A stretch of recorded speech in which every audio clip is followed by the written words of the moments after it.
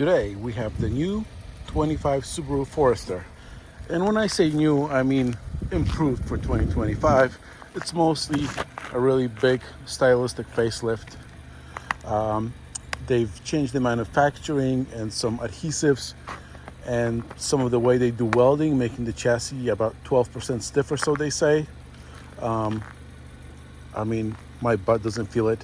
One thing that sticks out to me among the styling changes, which you really can't see on this gray, dirty model, but it's a Forester like any other. But what sticks out to me is the size of the wheels, which seem almost a little bit small for this vehicle. I'll put the tire size and wheel size in the comments before, but they just feel disproportionately small to me. Otherwise, it's a Forester like it's been for the past few generations. There's nothing really fantastic about it, as in there's no turbo model, there's no model with a manual transmission like they used to be. It's just basically a wagon. Here in the trunk, I'll get out of the way so you have more light. There's a temporary spare on the bottom. I'm sure you can fit a full-size spare in there, which will be probably standard on some of the higher trim models. Rear seat is split 60-40. Really nothing special about it. The trunk can now open with a swipe of a foot if you want to. It's got a close. This one, it's a lower trim model, but has the option for power hatch. It also has a locking feature up there. And really, that's all that's in the back. Again, this is just a refresh of a good car, and it's still a good car. Plenty of space. This seat is adjusted for me. I'm 6'2". You can comfortably fit four people. You can comfortably fit two people in the back seat. It is 10 degrees, so if I sound worse than I typically do, it's because it's effing freezing here. Nice armrest even in this entry model. Huge sunroof, which I love because it gives really a lot of daylight into the car. Oh, something cool in the trunk. I'm a big light guy, so you get the typical light over here in the ceiling, which is a pretty good job of illuminating the trunk. But then there's one here in the tailgate, which at night you have a light coming down over here if you're loading stuff, and light coming down on the cargo area. This is brilliant. I love that little design feature. Again, we've seen the back seat, plenty of space here, more light, big sunroof. The seat back is not reclining. It either folds forward or it's just like this, but it's comfortable. Even on this lower model, the back seat is not heated, but you got two USB ports over here. Nice pockets over there. Cup holders here, cup holders there. Moving forward, same type of a fabric in the front. It looks like it's going to hold up very well for some time. This vehicle has about 13,000 miles on it. Bottle holder over here. Nothing fancy over here. I'm going to close the trunk so I don't freeze over here. Typical setup for Subaru, nothing new. Climate control has hard buttons over here, which is nice, but heated seat buttons are in the electronic display. This has been the Subaru standard here for a number of years. Nothing really changed over here in terms of the infotainment design. But I do want to give him credit to the gauge cluster, because it's got regular gauges. Is Subaru one of the last ones to really do an actual gauge cluster with real gauges? I love them. It's that simple. Just give me gauges, not one of those electronic display screens.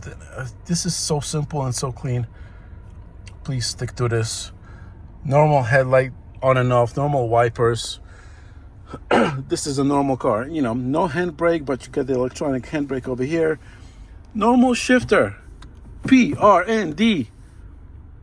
It's a CVT, constantly variable transmission. Subaru has done some good programming on it. The only feature that I do not like about it is in the mountains here, if you put it in low, it's not low enough. There's not enough engine braking. That's my only quib about the transmission. The car has 180 horsepower and 178 pound-feet of torque, and it accelerates pretty well, surprisingly well with that little power. Yes, a turbo engine would be nice, but is it really necessary for this kind of thing for most of their buyers? Not really. USB ports, they still put an auxiliary port in there. Wireless charger over here. Really, really simple and not significant changes from previous models. And that's good because it feels old, but the new stuff that I'm driving some of these days, it doesn't feel that just because you're changing something doesn't mean you're making it better. And Subaru here, you know, some people will say, oh shit, that's not the hood opener, that's the fuse box. Let me put that back in. Where's the hood opener? Here's the hood opener. Subaru didn't change much, and that's a good thing. Some people will say that it's cheap, but it's a good thing.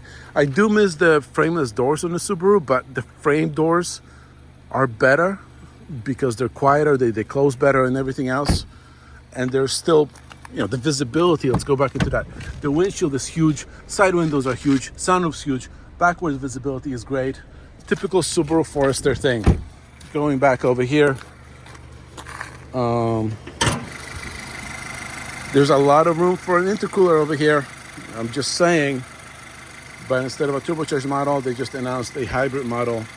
So they're probably gonna occupy a lot of the space with that. But a big top mount intercooler would fit here pretty darn well. Really, that's it. Those are sort of pedestrian tires.